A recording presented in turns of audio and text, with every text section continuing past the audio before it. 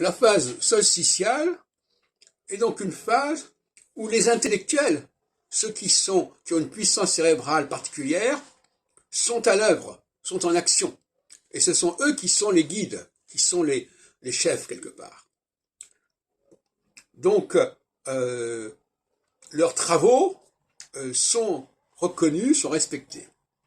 Alors j'avais commis une erreur assez grossière récemment en disant que, par exemple, quand j'ai publié Clé pour l'astrologie, c'était le résultat d'un hasard ou d'une sorte d'indifférenciation parce que on ne voulait plus, on voulait renouveler.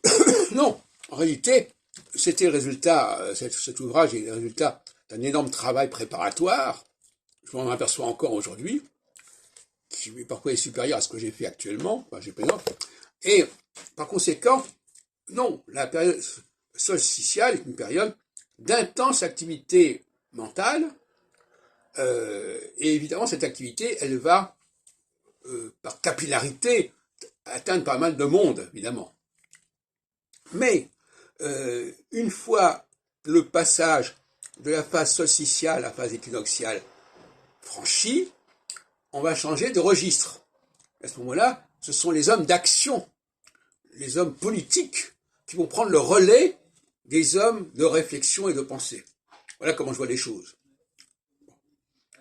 Ça ne veut pas dire qu'on ne peut pas faire les deux. Mais par exemple, je pense que certains intellectuels peuvent devenir des hommes d'action. Et certains hommes d'action peuvent devenir des intellectuels. On pense à quelqu'un comme Jean-Paul Sartre, par exemple, éventuellement, ou comme Lénine, qui sont à la fois capables d'élaborer toute une doctrine et d'organiser une révolution et de diriger un mouvement et même de prendre le pouvoir et d'être à la tête de ce pouvoir pendant un certain temps. La plupart des grands leaders politiques ont souvent un bagage intellectuel qui n'est pas négligeable.